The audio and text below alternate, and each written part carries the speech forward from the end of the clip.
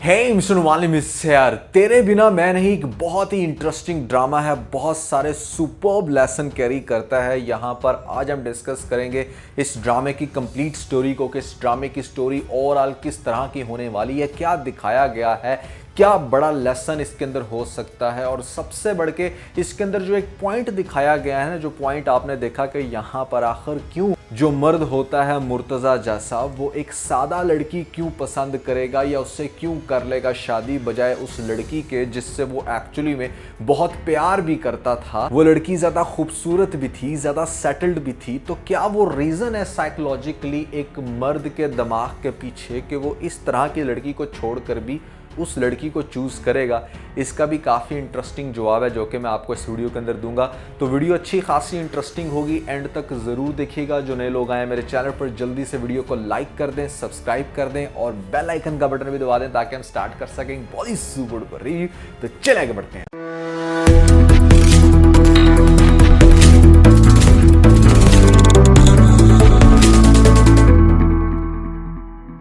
सबसे पहले हम इस ड्रामे के सभी कैरेक्टर्स को डिस्कस कर लेते हैं और उनके आपस के रिलेशंस को भी, ताकि आपको ज़रा अंडरस्टैंडिंग हो सके कि यहाँ पर चल क्या रहा है। इसके अंदर जो मेन कैरेक्टर है यहाँ पर मुर्तज़ा का, वो एक ऐसा लड़का जो कि अच्छा सोबर अच्छी फैमिली का लड़का, और उसको प्यार है अपने मामू की बेटी से।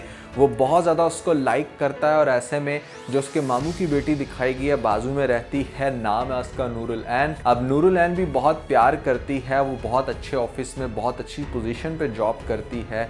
मुर्तज़ा भी अच्छा खासा खाता पीता, पास रखी है गाड़ी और काफ़ी अच्छा वेल सेटल्ड लड़का दिखाया है। ऐसे में मुर्तज़ा का बहनोई मर चुका है, तो इसलिए बहन रहती है पास, और बहन जो है ना वो अपने एक बच्चे को पढ़ाती है एक लड़की के पास जो कि उन्हीं के एरिया में रहती है। उस लड़की का नाम है तहनीत। अब तहनीत का मुर्तज़ा के साथ कनेक्शन ऐसे है कि चूंकि मुर्तज़ा की बहन का बच्चा पढ़ता है उसके पास, और तहनीत यहाँ पर बचपन की दोस्त है नूरुल ऐन की, तो यहाँ पर आपको पहले रिलेशंस की अंडरस्टैंडिंग का होना बहुत ज़रूरी है ताकि हम समझ सकें कि स्टोरी में चल क्या रहा है। दोनों बहुत प्यार करते हैं नूरुल ऐन और ऐसे में मुर्तज़ा एक दूसरे को। तो आपको दिखाया जाता है पहली एपिसोड में कि एक मिस कमिटमेंट करती है, जहाँ पर वो शायद भूल जाती है कि उसने टाइम दे रखा था मुर्तज़ा को। मुर्तज़ा उसको बेसिकली सरप्राइज़ देना चाहता था, एक तो अपनी जॉब की प्रमोशन के हवाले से, चूँकि वो बड़ी कैरियर ओरिएंटेड लड़की है तो उसको ये खबर बहुत ज़्यादा पसंद आएगी। और दूसरी बात ये कि उसके लिए ले रखी थी उसने रिंग, और यहाँ पर प्रपोज करना था उसने ऑफिशियली कि मैं अब तुमसे शादी करना चाहता हूँ।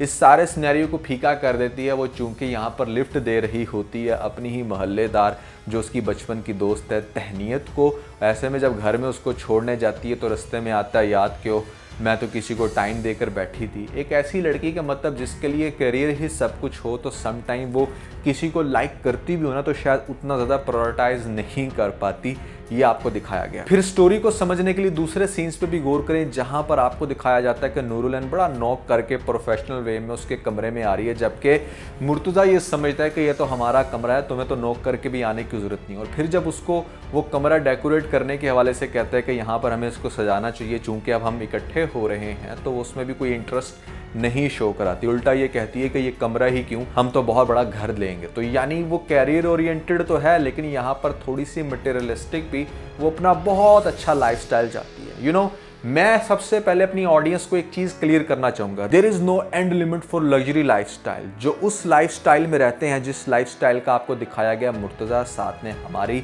नूरुल ऐन को, बहुत सारे लोगों के लिए वो लग्जरी लाइफस्टाइल है। यानी कि मुर्तज़ा के पास भी गाड़ी है, नूरुल ऐन के पास भी अपनी गाड़ी है, दोनों बहुत अच्छी लाखों में इनकम कर रहे हैं, लेकिन फिर भी वो इससे भी ज़्यादा अच्छा चाहती है। और एक मेरी बात याद रखना, जिस पॉइंट पर नूरुल ऐन पहुंचना चाहती है ना, उस पॉइंट पर रहने वाले लोग भी ये नहीं समझते कि हम लग्जरी लाइफस्टाइल जी रहे हैं, क्योंकि उनको उनसे भी बड़े लोग नजर आते हैं। वो कहते हैं ना कि एक अमीर को हमेशा रईस नजर आता है, रईस को फिर आगे से कोई बहुत ही ज्यादा बिलियनर नजर आता है कि नहीं नहीं यार, मैं तो नीचे हूँ, मेरे से ऊपर तो वो है, मैं तो मर्सिडीज पे सफर करता हूँ, वो तो हवाई जहाज में आता जाता है। तो मतलब कहने का ये कि इंसान की ना ख्वाहिशात किसी भी पॉइंट पे खत्म नहीं होती। तो ये कहना कि हाँ मैं इससे बेहतर हो जाऊं, ये एक इंतहाई स्टूपिडिटी होती है। खैर, भाषण तो साथ साथ चलता रहेगा, लेकिन स्टोरी को भी थोड़ा डिस्कस करते हैं कि आगे से आपको दिखाया क्या जाएगा। तो भैया दिखाया कुछ इस तरह से कि आपने पहले ही एपिसोड के लास्ट में देख लिया कि यहाँ पर बड़ा ज़बरदस्त किस्म का एक तो एपिसोड था, और लास्ट बड़ा कमाल का दिखाया कि हमें नेक्स्ट एपिसोड की काफ़ी एक्साइटमेंट है। यहाँ पर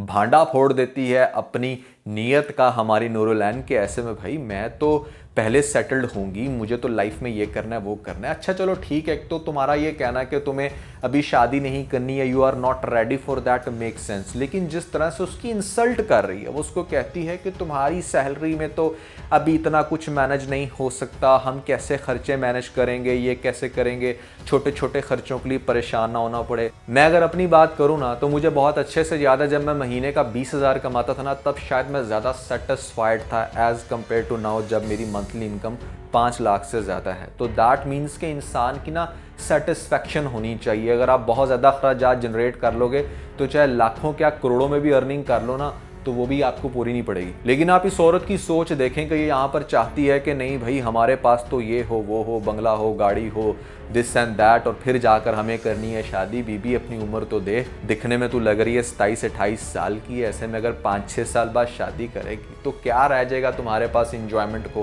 खैर लेजेंड समझ गए मेरा इशारा किस तरफ है। अब हम डिस्कस करते हैं कि आगे क्या होगा कुछ इस तरह से कि जितने बुरे तरीके से हमारी नूरुलैन ने तजलील कर दी है मुर्तज़ा की, तो वो डेफिनेटली काफ़ी ज़्यादा हाइपर है, गुस्से है। उससे भी ज़्यादा स्टूपिड काम ये होने वाला है कि नेक्स्ट एपिसोड में आपको दिखाया जाएगा कि जब उसकी भाभी यानी कि नूरुलैन की भाभी ये कहेगी कि भाई तुम क्यों इस तरह की एक्टिंग कर रही हो, तुम्हें तो शादी करनी चाहिए, तुम क्यों ऑब्जेक्शन दे रही हो, तो वो आगे से कहेगी कि मतलब दूसरे कौन होते हैं हमारी शादी की टाइमिंग डिसाइड करने वाले, ये हम करेंगे ना। अब इस पॉइंट को हो सकता है चूंकि अब बहुत ज़्यादा चक्कर लग रहे हैं मुर्तज़ा की माँ के इस घर में, तो शायद वो सुन ले कि नूर इस तरह के रिमार्क्स दे रही है कि हाँ मैं डिसाइड करूंगी, तो आगे से कहेगी अच्छा तो अब तुम बताओगी कि शादी कब होनी चाहिए, तो डेफिनेटली ये बात उसको बुरी लगेगी, जिसकी वजह से ऑन द स्पॉट वो रिश्ता ख़त्म कर जाएगी। दूसरा मुझे एक बहुत ही स्टूपिड सीन लगा जहाँ पर नूरुलैन जो है वो मुर्तज़ा को ये कहती है कि मैंने तालीम इसलिए हासिल नहीं की कि मुझे सुबह रोज़ाना नाश्ता बनाना पड़े और दोपहर को बैठकर मैं ये सोचूं कि रात में क्या पकाना है। भाई लाख दी लानत है तुम्हारी सोच के ऊपर।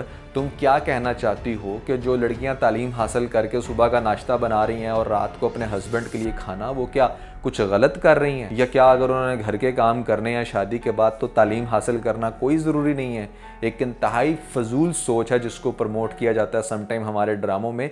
नहीं करना चाहिए। तालीम बाय हुक एंड क्रुक, चाहे आप कोई जॉब करो या ना करो, आपके लिए ज़रूरी है। और मेरे अकॉर्डिंग जॉब औरत को सिर्फ उसी सूरत में करनी चाहिए जब शादी से पहले उसके घर के बुरे हालात हैं या शादी के बाद उसके हस्बैंड के बुरे हालात हैं, उसका हस्बैंड नहीं कुछ कर पा रहा या उसको कहीं पर जॉब नहीं मिल रही। ऐसे में अगर वाइफ पढ़ी लिखी है, उसको जॉब मिल रही है तो उसको कर लेनी चाहिए। Otherwise there is no need कि कोई लड़की घर से बाहर निकल के मतलब जॉब करे सिर्फ फजूल में कि भैया मुझे करियर बनाना है। अब मैं आपको साइकोलॉजिकल रीज़न भी बता देता हूँ जो मैंने आपको स्टार्ट में कहा कि क्यों मुर्तज़ा जैसे लड़के यानी कि हज़ारों लड़के इस तरह की लड़की को फिर नहीं चूज़ करेंगे, किसी भी सीधी सादी से शादी कर लेंगे। अगर मैं आप लड़कियों से यह सवाल करूं कि आपके सामने एक ऐसे शख्स को पेश किया जाए जो आप जैसी हरकतें करे, आप जैसे कपड़े पहने, आप जैसे उठे बैठे, आपकी तरह थोड़ा सा शर्मा के बात करे, तो क्या आप ऐसे लड़के को पसंद करेंगी? नहीं करेंगे। क्यों?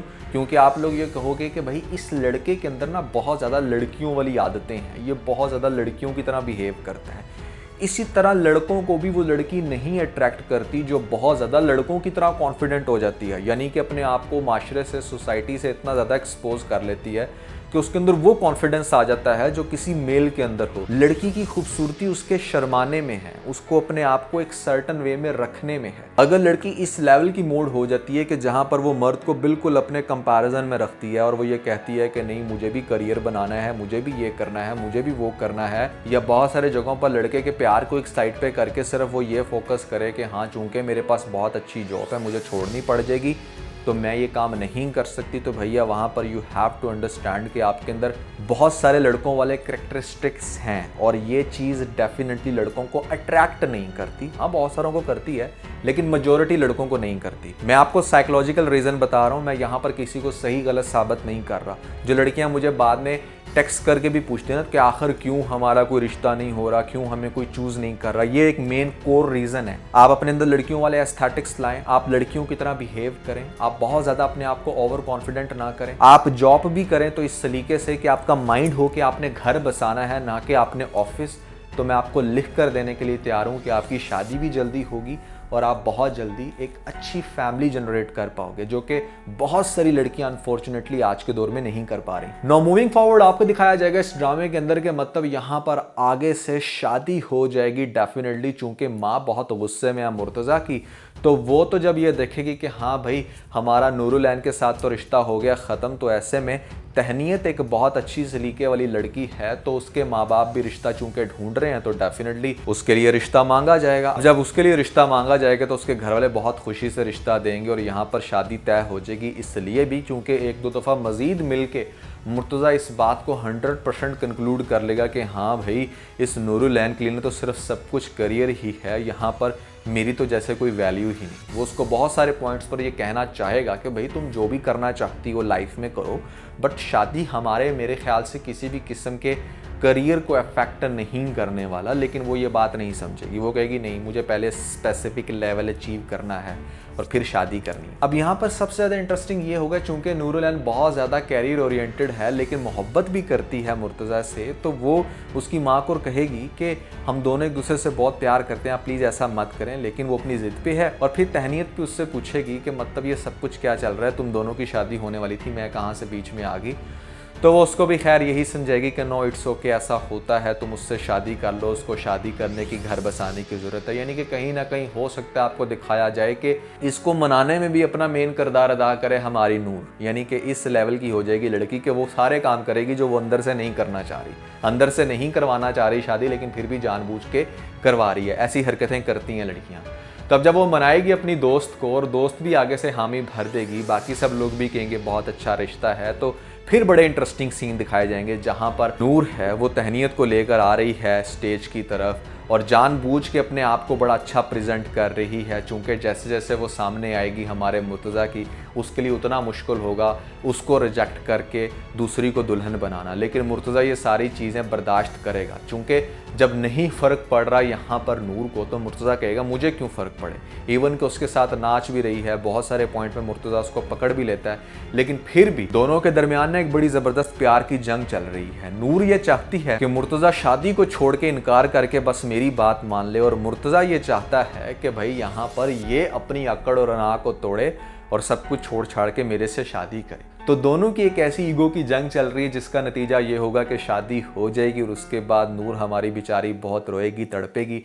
वो सीन देख के आपको बड़ा मज़ा आएगा। लेकिन अब नूर जो है ना वो साथ नहीं छोड़ने वाली। जैसे फॉर एग्जांपल अगर बर्थडे का सीन आ रहा है तो उसकी बर्थडे में भी पार्टिसिपेट कर रही है, उसकी बर्थडे में पार्टिसिपेट कर रही है, उसके लिए गिफ्ट लेके आ रही है, जबकि ये चीज़ बिल्कुल भी तहनीत को अच्छी नहीं लग रही। वो जानती है कि मतलब यहाँ पर इसकी वजह से मेरे हस्बैंड की जो डिस्ट्रैक्शन होती है वो इसकी तरफ ध्यान ले जाता है और मुझे भूल जाता है, तो इसको ऐसा नहीं करना चाहिए। उसको ये समझाएगी भी, लेकिन फिर भी नूर अब जानबूझ के इस तरह की हरकतें कर रही है ताकि वो हर तरह से ना उसको पिघलाए और तहनीत को ये शो कराए कि वो मेरा था, मेरा रहेगा, तुम्हारे साथ तो सिर्फ उसने घर बसाया। इवन कि ये दो लोग जब हनीमून पे भी जाएंगे ना तो वहाँ पर भी कहीं ना कहीं मेरे ख्याल से आपको दिखाया जाएगा कि नूर जो है ना वो पीछे से चली की है। अगर इन लोगों ने एक अपार्टमेंट लिया तो उसका भी बाजू में अपार्टमेंट है, उसका भी बार बार टाकरा हो रहा है, तो कैसे एक लड़की बर्दाश्त करेगी कि मतलब वो अपने हनीमून पे गई और फिर भी देख रही है दूसरी लड़की के साथ। डेफिनेटली ये उसका कज़न भी है, तो किसी पॉइंट पे जब देखेगा, उससे मिलेगा, करेगा बातें,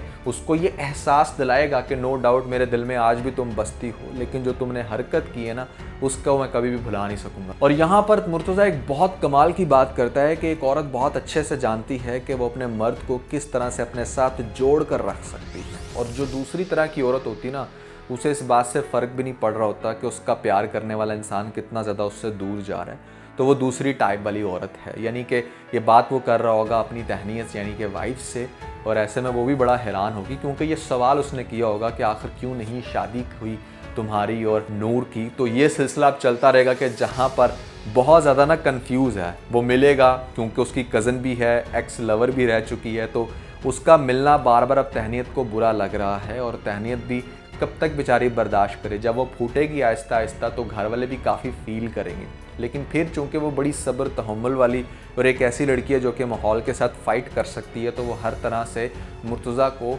अपने प्यार के इन्फ्लुएंस में लाने की कोशिश करेगी। तो इस ड्रामे के अंदर मेन क्रक्स यही है कि यहाँ पर क्या बनेगा हमारी नूर का, कब तक वो ऐसे टीज करती रहेगी मुर्तज़ा को, और फिर जब वो लाइफ में एक certain amount of achievement gain कर भी लेती है तो उसके बाद क्या करेगी। क्या उसके बाद दोबारा से मुर्तज़ा को ही अप्रोच करेगी या किसी बहुत बड़े बिजनेसमैन से शादी करके शो ऑफ कराएगी, जिसका बिल्कुल भी मुर्तज़ा को फ़र्क नहीं पड़ने वाला। या क्या ऐसा होगा कि मतलब यहाँ पर वो कुछ बनने के बाद फिर से मुर्तज़ा को कहे कि हाँ तुम मेरे साथ भी शादी कर लो, तो फिर क्या ये चीज़ एक्सेप्ट करेगी हमारी तहनीत। इन सारी चीज़ों को हम डिस्कस करेंगे जब मैं अपना नेक्स्ट रिव्यू बनाऊंगा इस ड्रामे की एंडिंग को प्रिडिक्ट करते हुए। तो भैया ओवरऑल मेरे अकॉर्डिंग ड्रामा कुछ इस तरह से चलने वाला है। आप लोगों को क्या लगता है, क्या चलेगा, ज़रूर बताइएगा नीचे मुझे कमेंट सेक्शन में। तो दोस्तों मुझे प्यार हुआ था ड्रामे की, काफ़ी इंटरेस्टिंग स्टोरी मैंने बताई है जो बहुत सारे लोग लाइक कर रहे हैं। अगर आप लोगों ने नहीं देखा ये रिव्यू तो ऊपर लिंक मिल जाएगा, जल्दी से लिंक पे क्लिक करके वीडियो देख के अपना फीडबैक मुझे ज़रूर दीजिएगा।